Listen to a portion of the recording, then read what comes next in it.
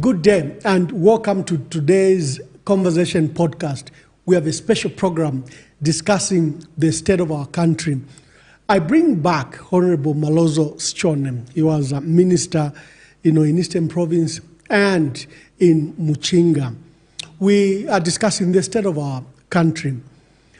In July last year, 2023, the Famine Early Warning System, this is the most effective program in existence for providing information to governments about impending food crisis, informed Southern Africa and Zambia that there will likely be the El Nino weather pattern in 2023, end of 2023 and 2024. And they predicted that there is likely going to be a famine in 2024. They further issued another warning in very specific in November, where they predicted a drought period, a dry spell in January and February in parts of Zambia, parts of Malawi, Botswana, and Zimbabwe. What did we do with this information? Here we are. Even with that information, government kept on exporting maize, kept on disregarding the information and critics, whoever raised the issue of export of our maize. As we stand now, we have a huge deficit for this year. And I bring back Honorable Malozo Sichone to come and discuss this matter and other issues. Honorable Sichone, welcome back. Thank you, Ambassador Mwamba. And greetings from Muchinga. People are greeting you. Thank you very much. I had stated that to bring you to discuss specific issues, like most guests who make a return to discuss the issues. Here we are facing food insecurity. The president recently declared a national disaster and a national emergency, and he's calling for food aid, he's calling for realignment of the budget. With the information I just gave, I think it was negligent for us to, in light of the information, we did nothing to attend to the warning that we were given so that we are drought ready, or we plant our maize either early or late. We did nothing. We proceeded to export our national strategic reserves. I want you to speak to those issues. Yes. Ambassador, in the first place, I get shocked because I've seen there is a tendency in this government of people not relying on, well-researched and documented information. Sometimes they've even castigated the sources of very, very important and reliable information. I say so because a warning was given to us. It was not only us, Malawi, Zimbabwe, Mozambique, South Africa, and other countries. All equally shared that information, that we're going to have an El Nino affecting our climatic conditions, and the likelihoods are that there will be drought, and all the results are that. But before that, there was policy failure. To start with, the whole Ministry of Agriculture, has shown policy failure consistently. And I took interest to try and find out why. First of all, at a very close rate or close range, I've interacted with Honorable Mtoro when you and me were in Eastern Province. Yeah, a non-controversial. He was member of parliament for yes, a non-controversial guy. He was in MMD then, and we could sit with him in meetings, and we used to consult all of them. So I know him. I know that he's not an arrogant human being, and I also know his capabilities. So I don't expect this kind of failure to be coming from his table. It's not among things I can expect from him. But if you've noticed, the police failure in the Ministry of Agriculture is so consistent with the police failure in the Ministry of Health. It's so consistent with the different policy failures that we are seeing in Ministry of Mines, that we are seeing in Ministry of Lands, that we are seeing in Ministry of, almost all ministries. Trade, for example. So, why is it that all ministers are failing? Okay? The hunger that we have is because of those failures. It shows that someone who is micromanaging these things is failing. This uniformity in police failures is as a result of micromanagement by the head of state himself. He dips his fingers in all the ministries. I must applaud President ECL. Having worked under President ECL in his cabinet, the experiences we had, the way I was running my province, he never, not even a single day did he say, Minister Muchinga, shall you begin to do this? Can you develop Muchinga like this? Can you bring partnerships? No. I used to report and consult. And when I'm consulting, I'm trying to draw blessings from the authority. I'm trying to get some affirmation. So now, what we have seen now, Mwamba, is that there was a policy to sell the reserves. The history of food reserve agents, in case people, my young brothers who were not there don't know, is that President Chiluba is the one that created food reserve agents. In 1991, when we changed the government, we threw away Bashukuru Batata Kaunda. May his soul rest in peace. We had a big shake-up. That is when people learned how to eat cassava meal. That is when the stunting you are seeing around, came in. It crept in, actually. Why? Because of the so many change of different policies. The Kaunda policies, 100% were changed, and there was no consistency, and that resulted in, even besides stunting, death, malnutrition. Okay? Now, President Chiluba immediately came up with a policy with his cabinet to have a food reserve for the nation, to be keeping food. And that's how an act of parliament formed food reserve agents. Now, that institution was never created to be a marketing board or a marketing authority, no. It was an institution to purchase, or they had targets by population. They know.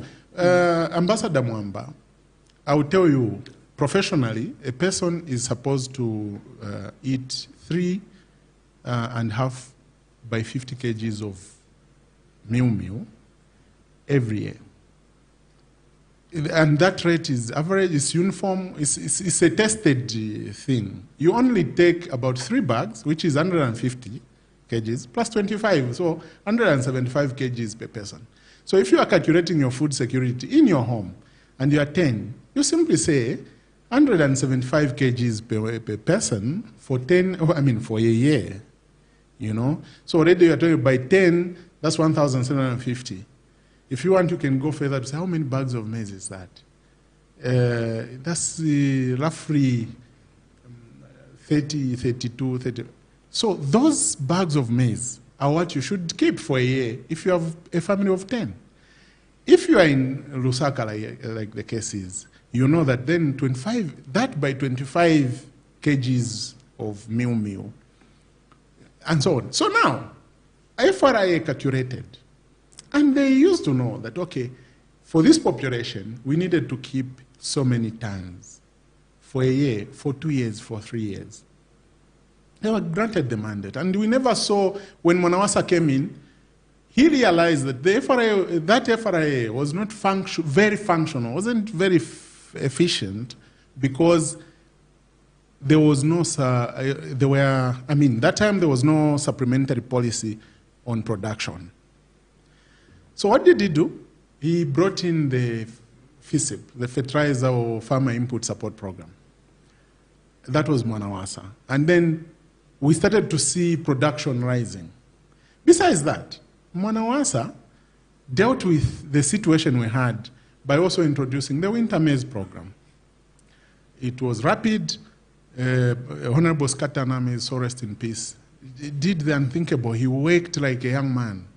And we saw food security. Our food security just changed. We never had Mwanawasa open the gates to sell the maize that FRA had stocked then as a result of the winter maize and other programs to sell, to export. We never saw that. President Rupia Banda, may so rest in peace, when he took over, he did not tamper with the food security policy, not even amending the Act of Parliament.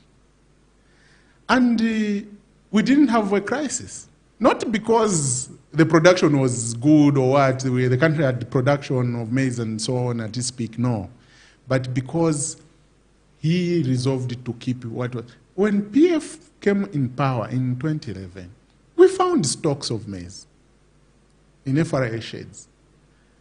And if FRA was going to dispose of, they needed to know how much they are bringing in. So you never saw FRA sell maize at an awkward time, no. They only sold when they bought. And with PF, President Sata, to start with, he said, look, food security, if you people, and him was blatant, he said, Kaunda bamtam fisho mlandu no boali. So if you people want to play around with food security, not with me. Those people you are seeing can be patient on anything else, but not food. And he kept reminding us. So we saw some consistency in terms of policies, and we were stocking those sheds. We could even, reports could come out, audit reports could come out, telling us how much food we had. President ECL came and said, look, we can even add a little thing to FRA. Let's give it the power also to do some sales. Because we are keeping maize, and we only offload to millers. Then why shouldn't we sell maize to consumers? And why shouldn't we sell maize if we have excess across? If we don't have, then we don't tamper with that. And for sure you saw, we had a severe drought in 2018. That was 2018, right? And we maneuvered around that period because we had food. The nation was assured that no one will starve. And no one starved. At that point in 2018, if ECL did not provide leadership, Miu could have hit 400, as the case is. But because there was leadership, and ECL realized that you don't trade with food, you don't tamper with food, President ECL insisted and maintained that we need to have enough all the time for 3 years. We kept the food. Alas, this time, we received a new leader from the people of Zambia. They elected a new leader in 2021, President HH. And this is a man, to start with, I think we said a lot of things before. We said, this man is not experienced. Ambassador Mwamba, for every job, I think it's a prerequisite. That's why young people get agitated, because they discover they can't get a job outright if there's someone with experience. Every company, even President HH's farm, or farms and firms, they insist on experience. This is a man who never wanted to even try to be an MP, to understand how Parliament operates, the governance systems. He wanted to be president. But professionally, he has the experience of a trader. He's a trader. And that's why he says he's a chief marketing officer for the country. Okay?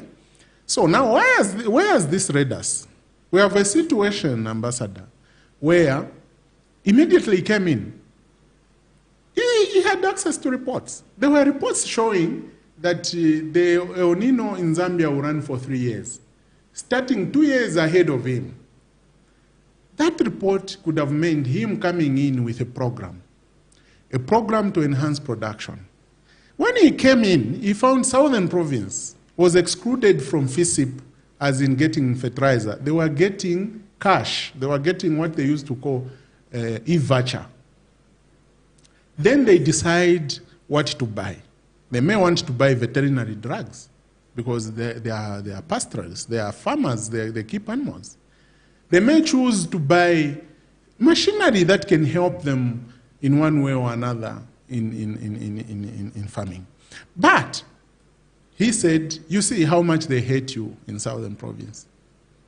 They hate you so much that you are excluded, you are getting e-voucher, the rest of the country is getting fertilizer. To have arrived at e-voucher for Southern Province, given Honorable Vice President given Win, that was Minister of Agriculture.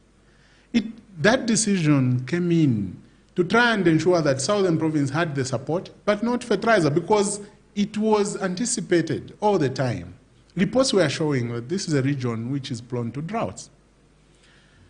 Now where we are, last season, President HH decided to beat the professional recommendations and take tons and tons of fertilizer. In fact, this is the only season when he took a lot of fertilizer to Southern Province on time.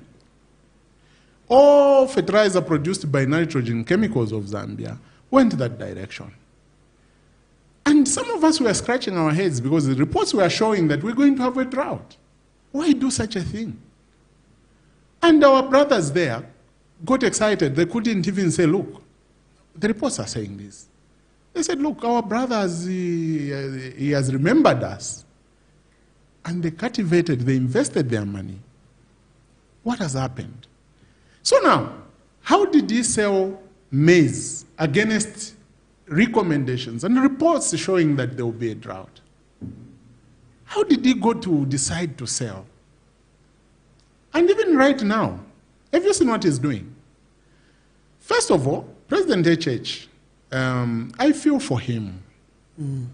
I feel for him. Sometimes, sometimes he behaves like our little children. Sorry to say. I'm not insulting him. He becomes naive sometimes.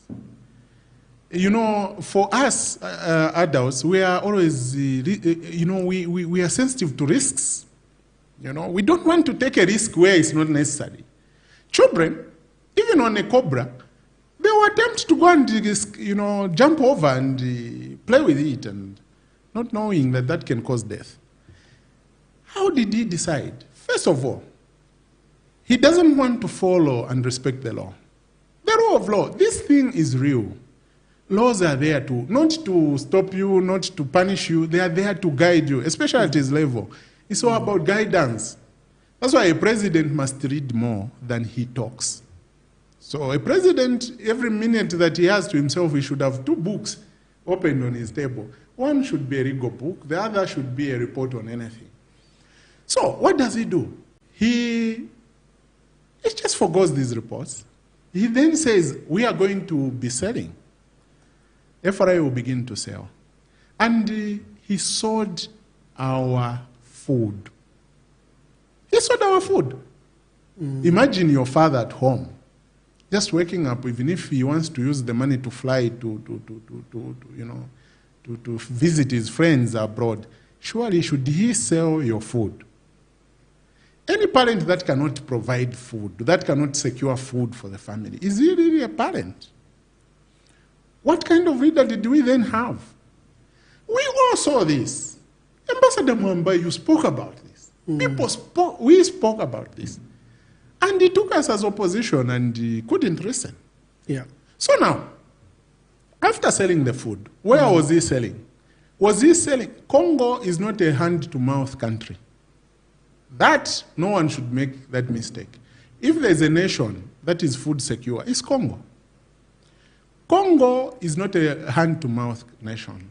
I respect them for that. Do you know that when President Sata, that period when he died, when acting President Guy Scott was acting, there was a report that came out, a global food and whatever index report, a world report. And it stated that Zambia was the 4th hungriest country on the planet. And we all said, how? How, when we were a food basket of the region? And they showed, that report, when we interrogated those people, they demonstrated that Zambia is hungry because you only know nshima, vegetables on the table. Proteins, A chicken, yes. But look at Congo. Congo, they will have nshima with soup when they have no meat and some vegetable. Already their meal is balanced. So this is a man who came in office and said, we are giving Congo food. And Congo was not buying this to go and sell also, or to go and give the... No, they were buying and putting in their stores. Tanzania is very food secure. As we are speaking today, I was reading a report on Tanzania. They have 5 million metric tons of rice, which they are expecting. That rice is almost ready, it's in the fields. They're expecting to have that. And they have a reserve of about 1 million metric tons right now of rice, which they don't know where to take because the farmers, the traders, and everyone has stocks to sell. So you have a situation where this man now sold our maize even to Tanzania. But who was selling? FRA was selling to individuals. Some companies and traders linked to ministers. Who doesn't know? It's a common thing. Ministers bought our maize and sold to Tanzania. They bought our maize and sold to Congo. They made the difference. Sad enough, we ran out of food. And then what do? We have a crisis. Who's going to now feed our people? No, don't worry. No one will die of hunger. No, people are already dying of hunger. You know the way hunger is. Those of us who are on different treatments, taking drugs, including hypertension, you can't stay without eating. No. If you skip meals with hypertension, not to mention diabetes, you faint. You get into hypoglycemia and you die. So, a lot of people are dying now because they don't have food. Okay? That is as a result of policy failure. And why this policy failure? It's not as a result of drought. No, it's not as a result. If we had stocks for 3 years, we could have started now eating this year, next year, and 2026. And we are told this situation, the El Nino might end in 2026. You see? Okay. Now, what should be done quickly? Again, what should be done quickly is not going to take off because there's a policy failure. The policy failure arising from the fingers of the president in these ministries. Uniform failure. So, what should be done now is for the ministry to design a program. They may call it a project. A deliberate program that should be financed. We have this, you know, Zambia is endowed with over 40% of our fresh water in SADC. Central and Southern, actually. So why can't we use that? We go irrigation.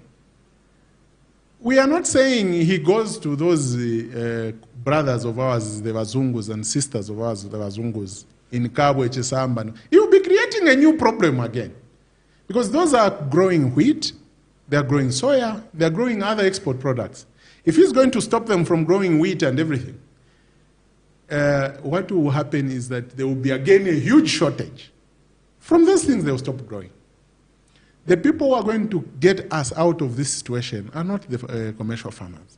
But this is a situation that can only, and believe me, when Zambians rise and remove President HH from office, then I will have hope that we are going to resolve this. Do you know why I say so? Yeah.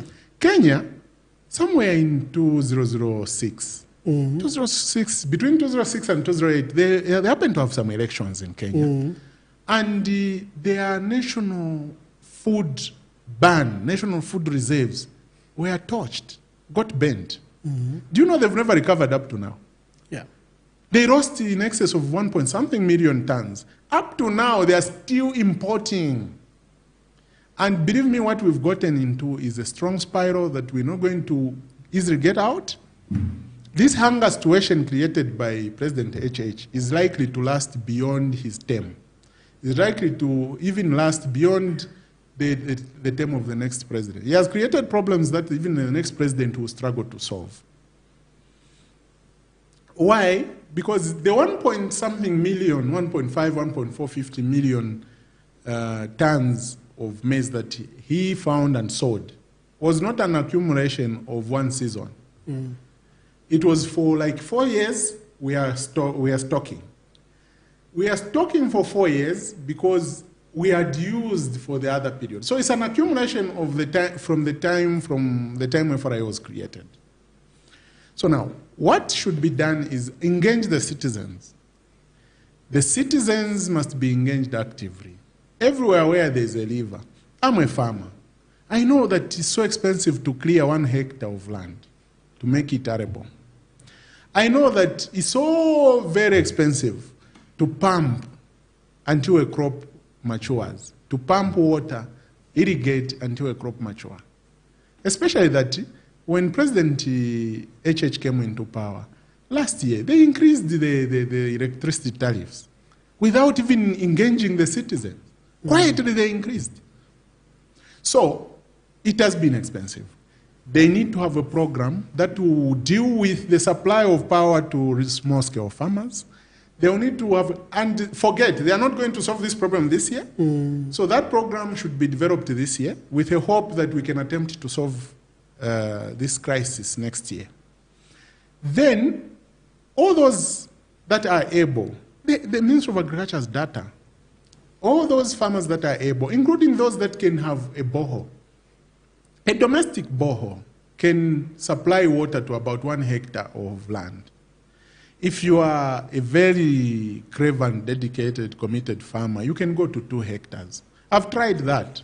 When you want to go beyond 2 hectares with 1 domestic borehole, it starts to fail. It's not even the water that fails, no. It's your capacity that starts to fail. So what we are saying is, let them involve local people, not the ZNS. Now, let me come to ZNS. Ambassador Mwamba, ZNS is a security institution. Even from its inception, when you read its mission statement and everything, it's not there to resolve food security issues. No. And if you want to kill people in your country, rely on ZNS to solve food security problems. President ECL tried. He tried it on roads. He took the rural roads and gave it to ZNS and bought fresh new equipment for them. And I kept asking. I could ask all my colleagues, the ministers in the provinces, which province had actively produced a single road by ZNS? None. What happened? The equipment finished. How did the equipment finish without having produced roads, feeder roads in Zambia? We panicked to the point that we then decided to start contracting for feeder roads because ZNS had failed. They didn't have the capacity. It's not their problem. They are not meant for that. So they are meant to do roads when there's a war. They will do a bridge quickly for their other military people to cross and do whatever, for the army to use. Now, he has given them food security. Ambassador Mwamba, come even just next year, feature me here, and tell me, convince me that ZNS would have resolved food security problems in Zambia. Even if you ask them to do a farm, if there is an institution where you experience excessive abuse, not only that, excessive losses, it's them. Ask them how much is their gross margin, per hectare for the production of maize. How much is their gross margin budget? It's huge. How much is the break-even price for a bag when they produce? It's very high. You can't take them as a solution. The downfall of President HH will be Sorochi and his team. General Sorochi, he can try, but he doesn't have that capacity. He's not meant to secure this nation in terms of food security. So it's a mistake number one, and I keep seeing mistakes arising from where? It's not Mutolo that he said, give us ZNS. In fact, if you ask prisons, in Lusaka, prisons, I interacted with prisons in 2021, I think 2020. They had produced about 2,000 bags of beans. Yet, they didn't have a single bag in stock, and they didn't have salt to use. The one that collected the beans from Lusaka Correction Services and brought to Kabwe, the headquarters, did not even manage to give them money to produce more beans again. And you are saying they can secure which country? No. Besides that, where are you taking your farmers? If you are going to tell me that ZNS, like they've killed the milling industry. What was wrong in President HH sitting down with those millers and saying, I've maize which is cheap, I'm going to give you a silent 20% reduction on power. Can we start producing? I will not tamper with your profits, but the price shall be this. And involve all the millers. The milling industry, right now, we could have seen millers jumping on board. When President ECL decided to bring milling companies, we sat down and he says, look, you people, every province should have its own milling company. Each province should have its own milling company. And this company should be able to produce and sustain that region. And he started. He needed 10 of these milling. He traveled to China and brought that. They started with 3. Meantime, Kalonga had already installed theirs, so we ended up with 4. And we are now beginning to operationalize it. Why was this President Chiseo doing that? He had a forecast. He wanted, at a given year, the price to be stable. He wanted these companies to participate like their private institutions. So, President HH comes in and says, no, ZNS, can you quickly, they're even doing inspections. They're lying to themselves. No matter what, ZNS is not going to take us out of this situation. I think ZNS will just compliment on policy failure. Yeah. I think you've outlined very well. The PF found that, for example, the FISIP program, only 500,000 were benefiting. Yes. They jumped the numbers to over 1 million. Yes. And for the first time in our country, we started to consistently produce, maize of over 2 million metric tons. Yes, 3 million usually. By 2017, we're hitting 3 million. 3 million, yes. 2020, 2021, we hit at 3.7 million metric tons. You could see the investment done in small-scale farmers paying off. Yes. You found 500 who were just doing as an anti-poverty measure, but now they were recruited to feed the country. Yes. And you see the numbers jumping from under 2 million to 3 million, 3.6, 3.7 million metric tons. There was policy success. Yes. Distribute fertilizer on time, increase the number of beneficiaries from 500 to 1.1 million. Yes. And let's see the harvest. And the harvest showed that the farmers were paying back our country. What has this government done? Yes. They have instead, our dear brother Mtolo Piri and his team, Honorable Ruben Mtolo Piri and his team, they want to introduce loan schemes where smallholder farmers have to get a loan, farm, and pay back, either in cash or in maize They've form. already introduced. Southern province, every farmer got that. Got a minimum of 10 million, 10,000 kwacha. So how will they pay back with that failure? FISIP, it wasn't like that. It was a contribution. The farmer contributed a little amount. And then it was for government, whatever the circumstances, the farmer was not tied to pay back. No. In this case, a loan scheme has been introduced. And for me, that is where my worry is with this program, where they think that the FISIP was over-subsidized and they are trying a loan scheme. They've endangered national security. Secondly, the issue of export of maize, wanton export maize, in the face of these warnings. Like they say, food security is national security. It's national security. Ambassador, to start with, like you've outlined, our FISIP program, I can start with Europe. Europe agriculture is subsidized. Any person who comes to you and says, subsidies, they're very bad, that person is cruel. Because Zambia has 20 million people.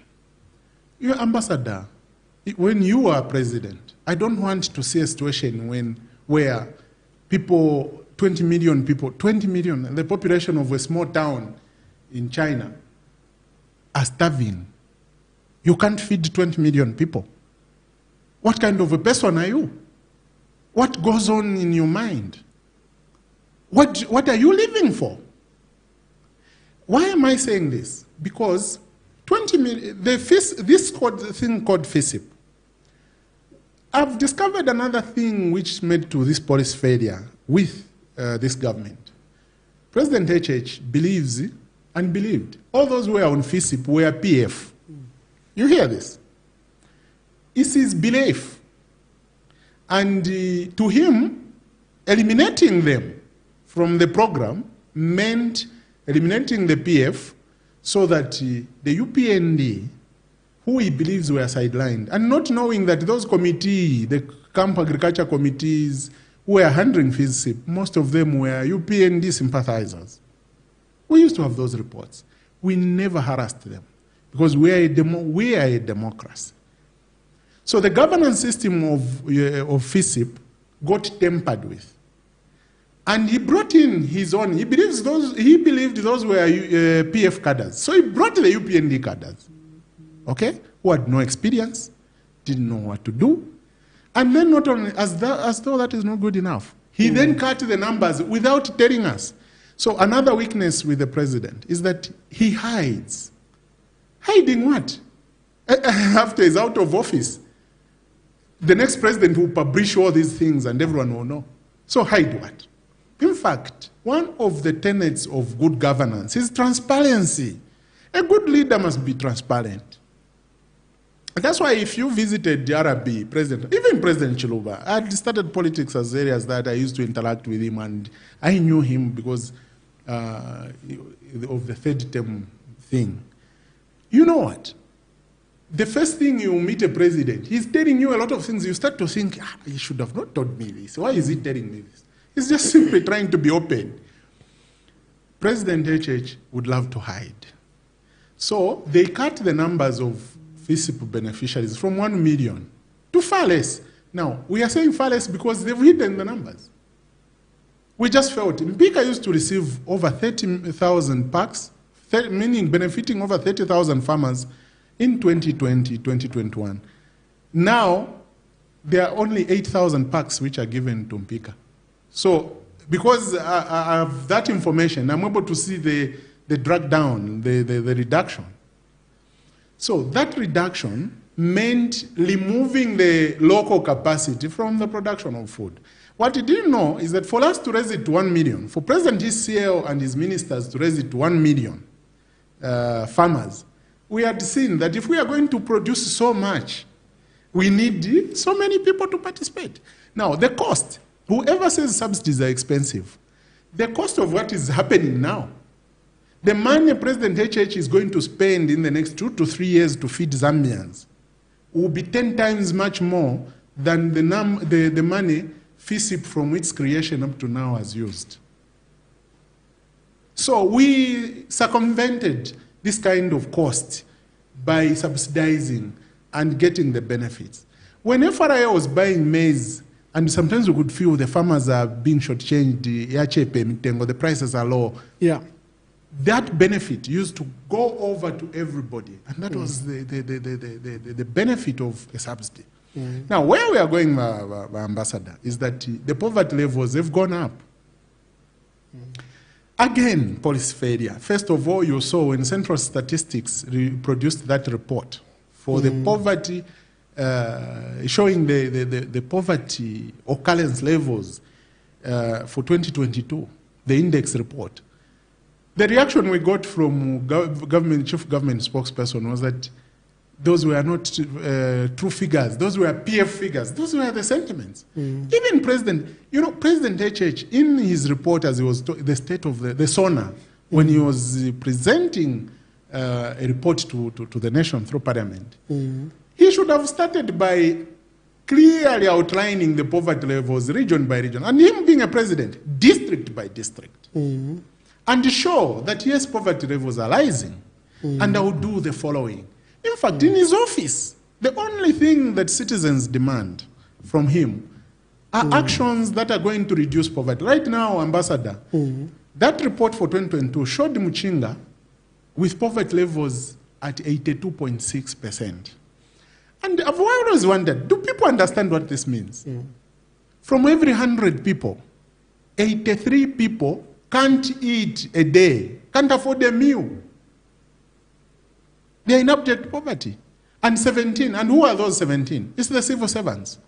The civil servants are suffering like nothing. If I tell you, I visited one of my friend civil servants. Do you know what happened? They prepare a meal, they fry 3 eggs, and bring to the table with Nshima. And then I was wondering, they had just been paid. That is what they had for a meal.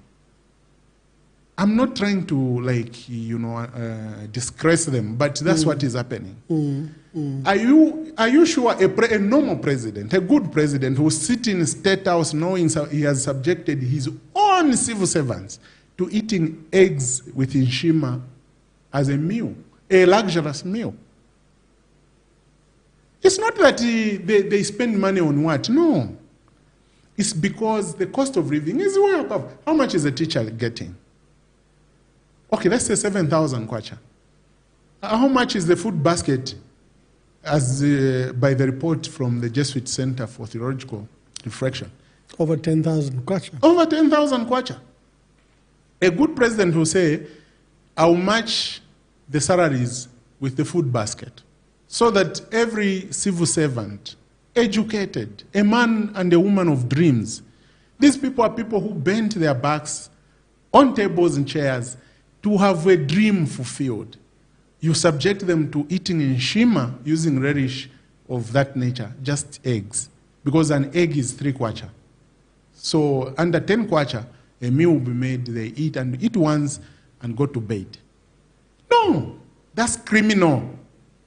Now, in case people think he's a serious man, he takes things seriously, he doesn't. That report for 2022, he should have worked on it. He should have shown the nation the solutions. Are we going, now, right, as I'm speaking, with my little technical knowledge I have on poverty and let's say just integral human development, I can tell you poverty in Muchinga has gone to over 90% now. It has gone to over 90% now. That is Muchinga. As I'm talking in Lusaka poverty levels must be going towards 80%, if not slightly more. So what does that mean? It means the man who is driving this nation doesn't have, it's not about capacity. He doesn't have the heart for the people. How would I be president when I know 90%, 90 from every 100 people are going to bed without food? On moral grounds, all he has to do is resign, pack his bags and go to his farm. And if he resigns, we are not going to allow anyone to harass him. We will then allow him to rest at his farm. Why? Because he has shown integrity. If he wants to be kicked out in 2026, he will lose integrity. This is why you hear people saying, akapa panasana. So what we are saying is, the poverty levels in this country are beyond measure. He's lying to this nation again. That because he has brought in Mopani, he has opened Mopani and KCM, then there will be, the economy will boom. Why again lie? Because he knows that he has given KCM a period of 5 years, they will never pay any tax for 5 years. So where will that forex come from? Is he going to be asking Mopani to be, to even KCM to be bringing their profits to the state when they are not a state-owned, they are not parastatals?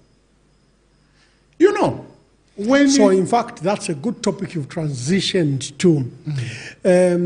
KCM, first as of 2019, both KCM and Mopani were now under the people because SCCMIH literally owned 100% both in KCM and in Mopani because of decisions that were made with the investors. We now have seen KCM has been given back to Vedanta. the court cases have been dropped. We have seen court cases under First Quantum where we're claiming a $2.5 billion from KCM. That case has been dropped, and the director's criminal process have been dropped. Mopani has just been sold to a company called Delta, a newly formed company which is a subsidiary of another company, International Resource Holding, Registered in 2022. 2022, which is also a subsidiary of another company in Dubai, in United Arab Emirates. These decisions are controversial. The ones at FQM, where we are supposed to claim $2.5 billion from First Quantum, they are supposed to pay. We've dropped that case. KCM, Vedanta didn't pay taxes for 20 years. For 20 years, imagine. We've given it back to Vedanta. An investor we are deemed, because of the audits that were done on them, a rogue investor. That should, probably should have Who just is supposed to be cancelled blacklisted. or even by normal prosecuted. people, Yeah, and even prosecuted. Yes. But we've given it back to Vedanta. Then Mopani, we sell it to a company shrouded in secrecy. When you demand for transparency and information, the information is not coming out. Just speak to those issues in the mining sector. Yes, Ambassador. So I wonder, and I keep thinking, what happens with this president? I can't understand. Because first of all, he's occupying a public office. And when you say public office, if they say public toilet, when you go in a public toilet, do not remove all your clothes and hang them on the door. Because another person can bump in any time. It's public. You see? That's what I mean. If he knows it's public, why is he keeping secrets? One of the proper tenets of good governance is transparency. Why is he? You only begin to hide if you are corrupt. It's very clear. If he has given them for free, they've not paid anything, and they'll go for 5 years, they'll be minting money. They found inventory, copper in inventory, backyard copper mined already. They've not taken into account all those things. It means he is stealing those resources. Okay? First of all, how do you, a mine? I mean, we knew about Vedanta because Mwanawasa made a huge thing out of it. They advertised, there were people, we knew of people who even were against because they had also, attempted to buy the mines, and in the procurement process they were left out. This one, how come he's so quiet? It's because he's doing bad things. He even knows, I think. And maybe he has been told that he will remain president forever. Mwamba, I know I'm president. If you make me president, first of all, I will know that I will leave this office. So I will have a way to behave. I should follow the written down rules and regulations. Maybe someone has told him that he will remain in office forever. Why should I indulge myself in copper, which God did not give me as an individual, but gave the whole nation, 20 million people? Indulge in those processes and benefit, and then at the end of the day, they come for me. Why? Who is he trying to please? A company, and like I was talking about experience. Sure, are you sure you are going to get a company that was registered in 2022?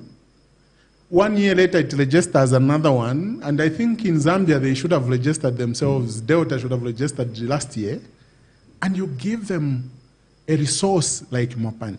And for 5 years you are not going to collect anything. Those are some of the things. And for sure that the money is coming from this mine. You as a nation, you're not going to benefit in any way. And you start telling people, there will be jobs here. Look, he gave a tax holiday to mines and told the nation that this will boost production of copper to, if not 3 million tons. And they had said 2022, 2023, the production will go to 1 million metric tons. They found it at 700,000 metric tons. What did we see? Right now, Ambassador, the production is at 300,000 metric tons, the whole country, with a tax holiday in place. The production has plummeted, has gone down. Why? Because it's more profitable. Yeah, the production as of 2021 was over 820,000 metric tons. Yes. And it has fallen 2022, 2023, somewhere around 700 and 600 this year. You see? So if you are going to, if he's going to plummet by 300,000 metric tons, then amidst a tax holiday, what are you doing? What is it? And you know, one thing I've realized that our president thinks Zambians are naive. No. The way Zambians behave, it's unfortunate our governance structure, let me say, for him as president, I think he's not privy to so much. He doesn't know what is going on. Little children in the streets who will be even voting in 2026 are saying we can't wait. Because they've realized you don't shortchange your people. You as president, your interest is to keep the interest of your people in the country. You remember Michael Sata, President Michael Sata, what did he say? He told the mining companies that it shall be 50-50 interest here. You benefit 50%, we benefit 50%. Not the games we are seeing. And going forward, that's Mopani. But we have much more valuable things like Sujilite. Why is the president silent on Sujilite? He's also waiting for another Dubai company to be registered so that he can come and give them for free and they will not be paying taxes. Why is he doing these things? Mr. President, why? Why? If nobody has the audacity to tell the president, because they don't love him, this is a man who is loved by very few people and he doesn't know. If he was surrounded by people who have the audacity to tell him that, Mr. President, you are off guard, now we are off the rail, we are about to crash. The economy has no money, Ambassador. And they said, oh, the little money that came, not the little, they said 100 and something million that was brought in by the Mopani investors. Is it 130 million? And they said, oh, that's what has changed. We've seen the value of the kwacha, again. And economists were saying, this is a lie. They've thrown some 50 million in the economy to try and it's a temporal measure, it's going to go back. And it has gone back. It's heading to 30-something kwacha per dollar. Why should the president mislead us? Why? So the president has options now. He says, oh, you make me feel like I've governed for many years. There's nothing that has been achieved under his watch. I was surprised by that statement. You know, in politics across the world, people give themselves, we'll do this in 30 days, in 60 days, in 100 days. Yes. In fact, you commemorate every 100 days and demonstrate your achievements. Yes. The president has been in office for 2.5 years, and he thinks we haven't earned an opportunity to criticize him, because he thinks that probably we should criticize him after 5 years after his mandate is over. When he's out. No, Ambassador, 5 years, President HH is not going to be in office. I can demonstrate this. I even wonder, and I feel pity on him. He sometimes acts, he wants to act like a machine, and he feels he can touch everything, he can do everything, he can please his people, he can at the same time make money for himself. No. The reason he's getting out of office in 2026 is not because of PF. Yes, we know. We know who has snatched PF from us. They've used Mao's Sampa and all those stories. The matters are in court, we can't comment further. But it's not PF that is going to remove HH from office. No. It's not even UPND that removed PF from office. No. It's not even UPND that is apologizing to ECO that we made a mistake to remove you. No. It's the Zambian people. I came across a Jehovah's Witness who said, I've never voted in my life. But you know what? This time I'm going to vote. Not this kind of suffering. And This is an employee in government saying that. Do you know what that means? Then, in case he doesn't know, we've seen the figures by ECZ. ECZ must know that Chipenzi, individuals like Chipenzi in other countries, have caused chaos and they've run away. But I thank God they are always picked from wherever they are. ECZ must begin to be professional. In every setup, you cannot, there's no way, Ambassador, you can begin to play around with elections. No. Everywhere in the world where there's been confusion, conflict, and everything, it's the mismanagement of elections, to start with. In Sudan, all that confusion stems from elections. In Chad, everywhere. So, if what President HH should do, sit down with his experts. They need to realize that Western Province this time is not going to vote for him. They might not even go to vote. He knows what is causing that. They have a right to complain and protest. We have seen they might even not vote. Then, Lusaka and Copperbelt, which made him win, are saying enough is enough. We've suffered enough. Okay? Muchinga, he could have started saying, look, you people, why can't you support me? The people in Muchinga are crying. They received, can you imagine in Mpika, from 30-something thousand packs of fertilizer to 8,000, and you think they're going to support you. In Northern Province, he had 40-something%. This time, it's going to promote to 10 or 12%. Even if he plays with the figures, if people say no, you can't, there's nothing you can do. What I'm asking from him is, for once, change. Be transparent. Stop meddling in deals. Stop meddling in deals. Fertilizer is for the people. Oil is for the people. Minerals are for the people. Mention it. Stop meddling in deals. If the fertilizer scandals we've been following were emanating from Mutolo, by now Mutolo should have been fired. Then how come in the Ministry of Health, the same scandals? Oh, by the way, do you know that this country has sentenced all cancer patients to death? All cancer patients in Zambia have been sentenced to death by this government because the cancer center has been neglected, abandoned, and nothing is going on there.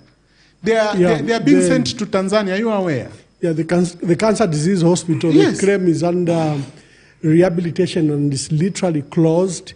And they sent 20 patients to India, and they sent another set of patients to Tanzania. But it's very expensive. But last week I lost a relative. Yeah, so we have many patients, cancer disease patients, that haven't had an opportunity to go to India or to go to Tanzania. And they're dying just like that. We lost a relative, may her soul rest in peace, in Mazabuka. What happened? She had cancer. And she couldn't be helped at the Cancer Diseases Hospital. And she's just one of the many hundreds of cases. Is it for the, you know, now when I talk about police failure, are you sure reasonable human beings who cross the center for rehabilitation, you die, when we repair, those who have cancer then will come and help them? A country? One life is too huge a life to lose in this country. One life is too huge a life to lose. What if that just one life that is being lost was the blessing holder for HH? For him to be president. So, that's police failure. You cannot shut down machines and say, no, you can't. For cancer, for any disease, you can't allow that. Right now, there are no drugs. Isoka ran out of anti-malaria for the whole of 2 weeks, and this is a malaria, you know, it's a peak period for malaria. The whole of last 2 weeks, there was nothing. Then they came into Mpika to try and get from the district health office or to do what, and take a bit to, just a bit in a small vehicle.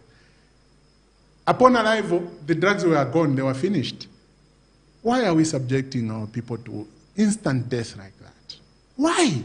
So this man, he needs to know, is in the office for the protection of the weak, not us, the politicians, not us, the business people, not us. He's in the office primarily for the sole purpose of protecting the poor people. And if he can't protect the poor people, he's not fit to be president. Look, for me, I'll tell you, it has taken us now to a point where everyone is seeing, including children, that things are going to be getting worse. 2025 will be one of the worst years in our lives. This load shedding, it goes to transparency. Why hasn't he told the nation how much power he's selling? How much power he's exporting to South Africa, Tanzania, Malawi?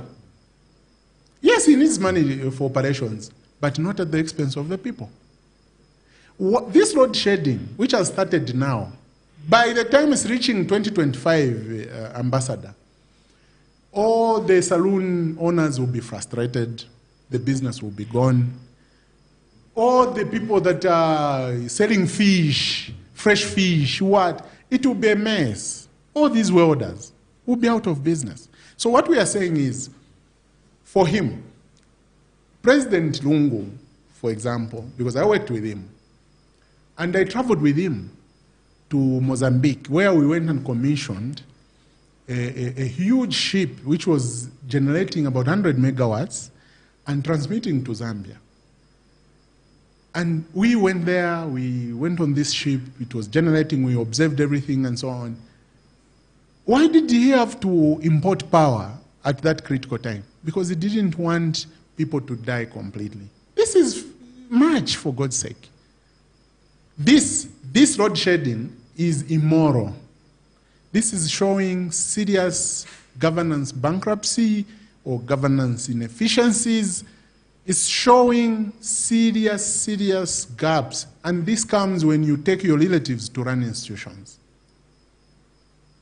When you take your relatives to run institutions, Ambassador Mwamba, you become president, don't appoint us, your brothers, to run key institutions.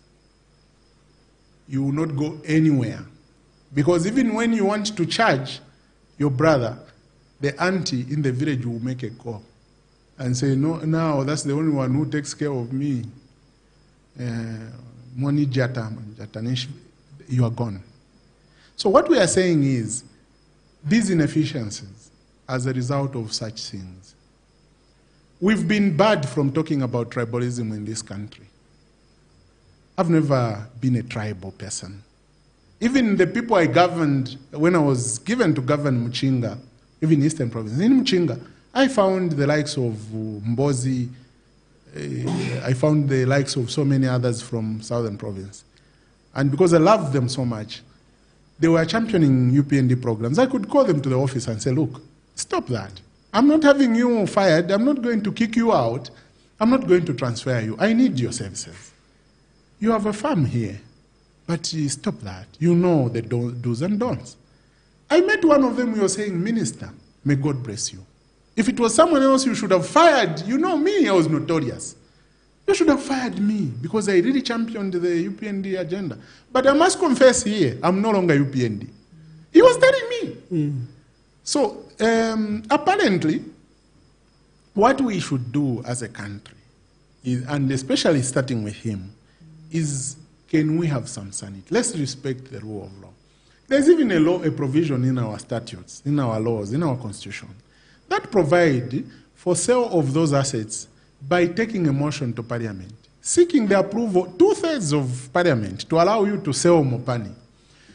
PF was not crazy to have taken Mopani away from those people who were abusing, failing to pay contractors and everything, to give it to the state. And when Mopani was moved to the state, it was moved to people, even KCM. But all this is happening. You are right. Yeah. Article 210 of our Constitution, sub-article 2, is very clear on the sale of national assets. Yes. Whether you are transferring shares, even just shares in the manner they've done with Mopani, Yes. requires that you go to Parliament for 2/3 majority. They've disregarded that law. I'm told the Solicitor General or the Attorney General has written a legal opinion where he purports that Mopani was a private company. But it's a private company wholly owned by the CCMIH, which is owned by the state. Yeah. It's a state asset. It It is. should have gone to Parliament for approval through a 2/3 majority. What the president has done is actually an impeachable offense. He has disregarded the Constitution. Abrogation he has of the broken Constitution. the Constitution. Yes. What are your last words, Honorable Malozo Sichone, on the state of our country? Yes. So what we are saying, and my views are that there are two primary things you should put into consideration for a nation to be peaceful: the food security and the income security. Unfortunately, both have been tampered with. Whatever this government is doing, there's no money in circulation. When the civil servants are paid, there's business for 2 days. The third day, the business is over. There's no money in circulation. Their belief that CDF would, bridge up the gap was just a dream. Because, like everyone knows, by December last year, they had paid constituencies up to 5.86 million kwacha. And then, what about the difference? So the difference was given to the constituencies later with conditions and so on. That money is not a practical way of bringing liquidity in the economy. Can you pay the suppliers, those who supplied during PF and those who are supplying now? The suppliers are local suppliers. All these are local suppliers. Pay them. That's how the money gets down. Pay the local contractors. Let them be a priority. Deliberately make it that every month there's money going through the economy under the contractors. That way, we are going to have a situation where there will be liquidity in the economy. Salaries cannot suffice because everyone has borrowed. What goes to the people is very little. So you have a situation where marketeers are selling tomato until it gets rotten, they can't sell. You have a situation where people are failing to buy carpenter because the carpenter fisher people use diesel. The prices are so high for diesel and so on. Carpenter is very expensive. It becomes a luxury. In your own country, you should take interest. Walk out of State House. Make just a surprise visit to 1 or 2 friends in Northern Province. Eat with them. See what they will, without you informing them. But you see, income security having been tampered with, then you don't expect police to do anything. There are thieves everywhere.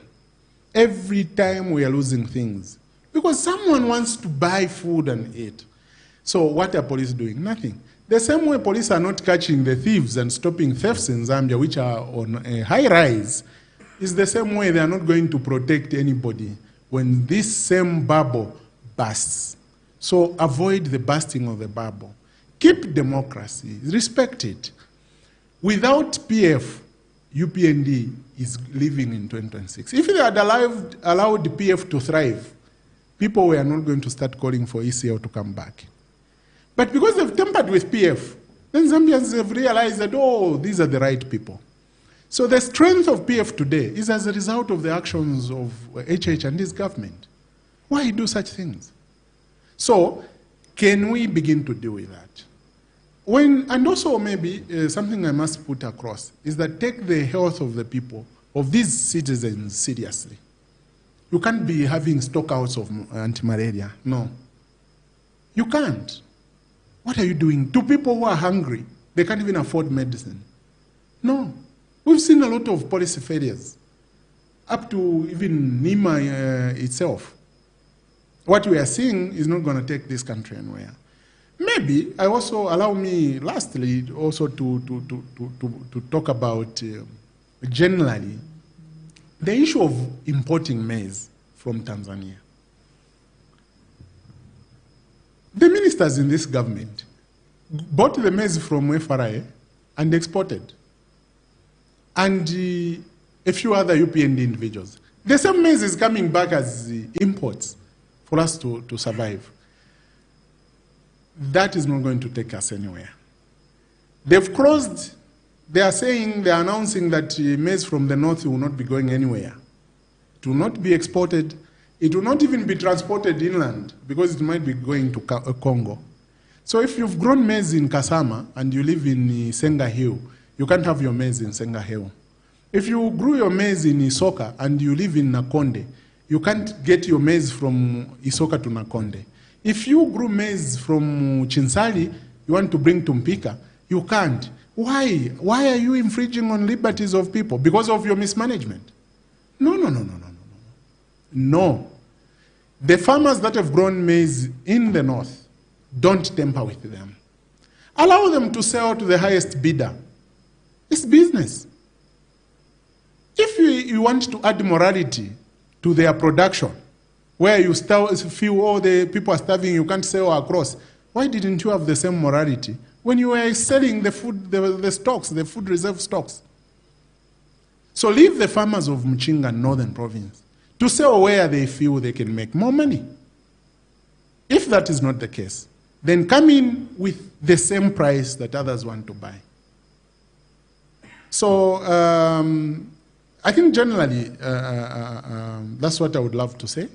For the youths, they've lost hope.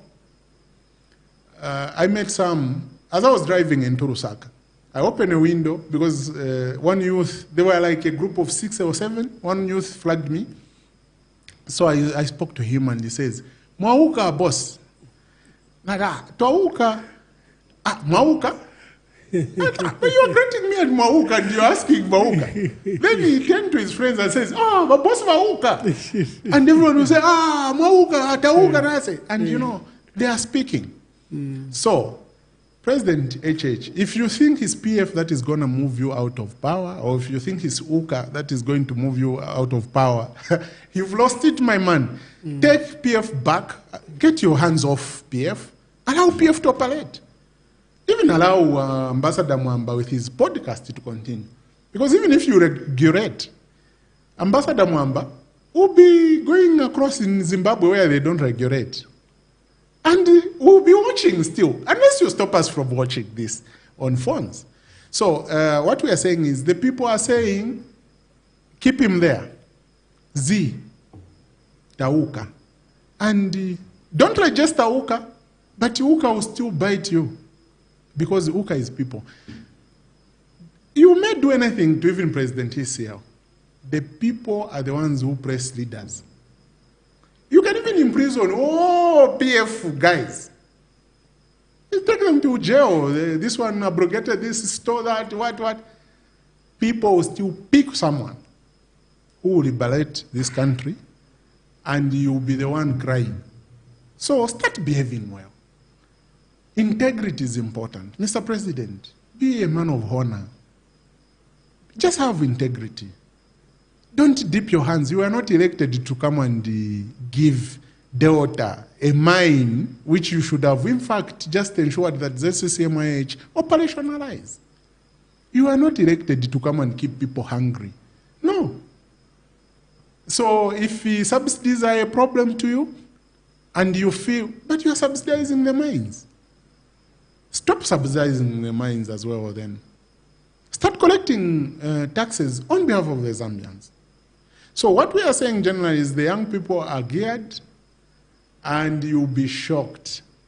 The turnout will be 100%, then we'll see where you are going to get your figures to add or to manipulate. That the 2026 election will not be manipulated. Then also, don't run away after you've lost. No, stay. We need a statesman. And I hope the next president will behave differently.